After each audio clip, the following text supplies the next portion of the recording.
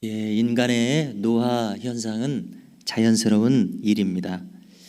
얼마 전에 저희 부친께서 한쪽 눈이 잘 보이지 않는다고 거듭 말씀하셔서 안과에 가서 진료를 받게 되었습니다. 그러자 의사 선생님의 하시는 말씀은 이제 눈이 잘 보이지 않는 것은 지금 백내장 때문이다, 이렇게 이야기를 합니다. 그래서 이어지는 배경 설명을 듣고 보니까 수술하면은 개선이 될 것처럼 느껴졌습니다. 그리고 이제 일정을 잡아서 수술을 하게 되었습니다. 그랬더니 아버지께서 느낌을 이야기하시기를 수술한 지 하루 만에 어쩌면 이렇게 시원하게 잘 보이느냐, 이렇게 감탄을 하시면서 대단히 기뻐하셨습니다. 그도 그럴 것이 이 자연스러운 노화 현상에 의해서 안구의 수정체라고 하는 이 돋보기와 같은 바로 그 부분에 이제 연령이 더해감에 따라서 구름이 낀 것 같은 현상이 나타나게 되는데, 이제 그것을 백내장이라고 한다고 합니다. 그래서 이 그 구름이 낀 것처럼 보이게 하는 그 이물질을 제거하게 되니까 시원하게 잘 보이게 되었던 것입니다. 그랬더니 이제 상대적으로 좀 더 잘 보였던 이쪽 눈이 이번에는 침침하시다는 거예요. 그래서 이제 이쪽 눈도 마저 수술을 하시고자 일정을 잡고 있습니다. 오늘 주님께서 이 눈에 대해서 언급하시지 않았습니까? 눈은 몸의 등불이다, 이렇게 말씀하셨습니다. 그리고 이어서 눈이 성하면 온 몸이 밝을 것이다. 여기서 이 눈이 성한다라고 했을 때에 이것을 원어로 찾아보니까 막혀있지 않으면, 이런 뜻입니다. 눈이 막혀있지 않으면, 뭔가 이렇게 가려져 있지 않으면은 시원하게 잘 보일 것은 당연합니다. 그렇지만은 눈이 나쁘면은, 원어를 보니까 눈이 뭔가 가로막혀 있으면은 내 몸도 어두우리라. 당연합니다. 잘 보이지 않게 되므로 사물을 분간할 수가 없습니다. 마음 놓고 몸을 운신할 수가 없게 될 것입니다.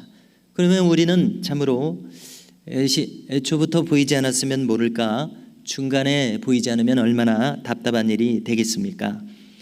그런데 주님의 이 말씀은 비유의 말씀입니다. 바로 지난주의 본문의 내용과 연결되는 비유입니다.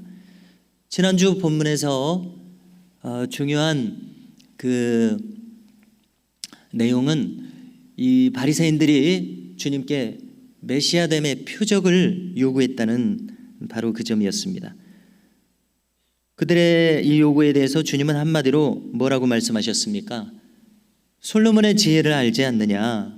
그런데 그 솔로몬의 지혜에도 남방 여왕이 반응하여 그 지혜를 좀 듣기 위해서 왔었느니라. 그래서 하나님의 그 말씀의 오묘한 맛을 알게 되었다는 것이죠. 그리고 저 요나의 사례를 우리가 생각해 봤습니다. 요나의 전도는 무성의한 전도라고 할 수 있습니다. 자기의 진심을 거기 담지도 않았습니다. 무성의한 회개 촉구에도 니느웨 사람들은 놀랍게도 반응하여 회개하여 그 성읍에 구원이 임했었습니다. 그런데 주님의 말씀은 무엇입니까? 솔로몬의 지혜니 요나의 전도니 하는 것들은 다 그림자 아니더냐, 그것들은 다 예표니라. 그런데 여기 지금 너희들 앞에 그 원본 복음의 정수가 바로 너희들 앞에 펼쳐져 있음에도 불구하고 표적을 구하는 이들의 모습에 대해서 주님은 탄식하셨던 것입니다. 그들은 오히려 이 복음을 전하고 또 병자를 고치는 이 놀라운 사역을 대하면서 그들은 정말 바람직한 반응이 없습니다. 오히려 바알세불이 짚혀서 귀신을 축출하고 있다고 예수님을 비난하기에 바빴습니다. 이것은 망발이었습니다. 그래서 주님께서는 이 바리새인들의 이와 같은 태도에 대해서 참으로 이들이 이해력이 없구나, 참으로 이들이 말을 알아듣지 못하는구나, 왜냐하면 천국에 대한 시각이 열려져 있지 않으므로 이들은 바르게 판단하고 바르게 볼 수가 없었습니다. 그래서 오늘 말씀처럼 하시는 것 아닙니까? 너희들의 눈은 막혀 있느니라. 너희들의 눈이 막혀 있으므로 온 몸이 지금 어두운 것이니라. 지금 주님은 이렇게 말씀하고 계십니다. 이제 이 말씀을 대하면서 우리 자신으로 돌아와서 한번 생각을 해봅니다. 우리 스스로를 생각할 때에 우리는 충분히 밝은 이 영적 시각을 가지고 있느냐는 것입니다. 우리가 평생토록 신앙생활을 하면서 묻고 또 물어야 할 대목입니다. 점검하고 또 점검해야 할 대목입니다. 우리의 신앙의 눈이 밝아야지만 우리는 바르게 볼 수 있습니다. 바르게 분별할 수 있습니다. 바르게 판단하고 꼭 필요한 것을 선택할 수 있습니다. 반대로 우리의 심령이 어두워져 보십시오. 우리는 죄악을 이길 수도 없습니다. 바르게 판단하고 분별하여 옳은 것을 선택할 수도 없습니다. 바르게 순종할 수도 없습니다. 충성할 수도 없습니다. 믿음이 있노라고 하지만 가련한 자의 모습으로 떨어지고 마는 것입니다. 자, 그러므로 관건은 무엇입니까? 우리의 이 신앙적 시각이 밝고 밝게 열리는 것입니다. 토마스 아 캠피스의 그리스도를 본받아라는 책이 유명하죠. 3대 신앙서적으로 잘 알려져 있습니다. 그는 이 그리스도를 본받아라고 하는 이 경건서적에서 내면 생활에 대한 권면이라는 항목에서 이렇게 이야기를 합니다. 당신이 만일 마음으로 그리스도와 하나가 되어 있지 않다면 당신은 참된 안식을 얻을 수 없을 것입니다. 이렇게 말합니다. 참으로 옳은 말 아닙니까? 우리의 마음은 밑도 끝도 없이 방황하기가 쉽습니다. 기준이 없다면 방황하기가 쉬운 것이 인간의 마음입니다. 무엇보다도 우리는 가만히 있으면 정욕에 빠지기 쉽습니다. 욕심으로 흐르기 쉽습니다. 그러므로 우리의 추구할 바는 무엇입니까? 나의 마음이 어찌하든지 방황하도록 내버려 두는 것이 아니라 어찌하든지 그리스도와 그 마음이 한 마음이 되도록 추구하는 이것이 우리에게 반드시 필요합니다. 오직 그와 같은 마음이 될 때에만 우리의 분별과 판단이 바르게 내려질 것입니다. 오직 그때에만 우리는 신앙의 정도를 걸을 수 있을 것입니다. 토마스 아 캠피스는 내면 생활을 위한 권면을 계속하는 중에 아주 중요한 것을 거론하고 있습니다. 그는 덧붙여 말하기를 만일 우리가 내면적으로 그리스도에 대한 참된 믿음을 지닌 채로 살아간다면 외부에서 일어나는 모든 일들, 모든 세상의 일들로부터 어떠한 영향도 받지 않을 것이다. 이렇게 말하는 대목이 있습니다. 참으로 중요한 점이라고 생각합니다. 외부에서 영향을 받지 않는다. 참으로 우리에게 필요한 그러한 성품입니다. 이렇게 할 수 있는 것은 우리의 마음이 견고하게 지켜짐으로써만 이와 같은 결과가 나타날 것입니다. 우리의 내면이 견고하게 서 있다면 우리는 다른 사람이 거칠게 행동할 수 있습니다. 이상하게 행동할 수 있습니다. 그와 같은 일들에 전혀 영향을 받을 일이 없게 됩니다. 그렇지 않습니까? 잘못된 방법을 사용하는 사람들은 언제나 우리 앞에 나타나는데요. 바로 그들로부터 혼란스러움을 느끼고 영향받을 수 있는 바로 그러한 가능성이 적어지는 것입니다. 왜냐하면 내가 내면에서부터 견고하게 서 있기 때문에 그렇습니다. 만약에 우리가 외부의 이 자극에 의해서 흔들리게 된다면 그만큼 내 내면 생활이 정리되지 못하고 있기 때문이라고 토마스 아 캠피스는 못 받고 있습니다. 우리가 거듭해서 오늘 본문을 대하면서 이 주님 시대에 저 바리새인들의 모습을 떠올릴 때에 참으로 답답한 마음이 다시금 일어나게 됩니다. 한마디로 말해서 그들의 시각과 또 판단과 말하는 것을 보십시오. 그들의 이 시각과 모든 행함은 심각하게 뒤틀려 있습니다. 한마디로 그들은 모든 것을 비판적인 시각으로 일관하고 있습니다. 모든 것에 대해서 부정적으로 말하는 것으로 일관하고 있습니다. 그래서 이 모든 상황을 살펴볼 때에 그들의 마음을 생각해 보는 것입니다. 그러면 이것은 저들의 이 교만한 태도로부터 온 것이다. 이런 결론을 가지게 됩니다. 이 교만이라는 말을 새삼 찾아봤는데요.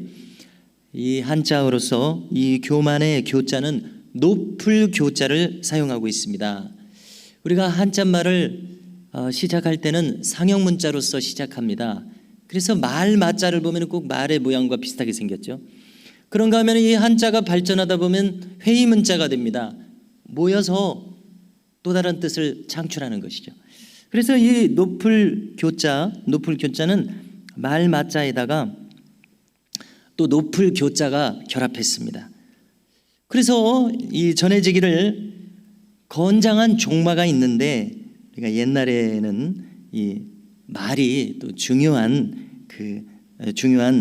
동물 아닙니까? 그래서 이제 말의 종자를 받게 될 때에 이 종마는 대단히 거만하다는 것입니다. 왜냐하면 건장하게 생겼기 때문에.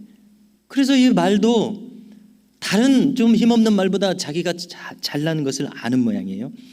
그래서 이 교만할 교자에 이 말마자와 교만할 교자가 높을 교자가 들어갔습니다.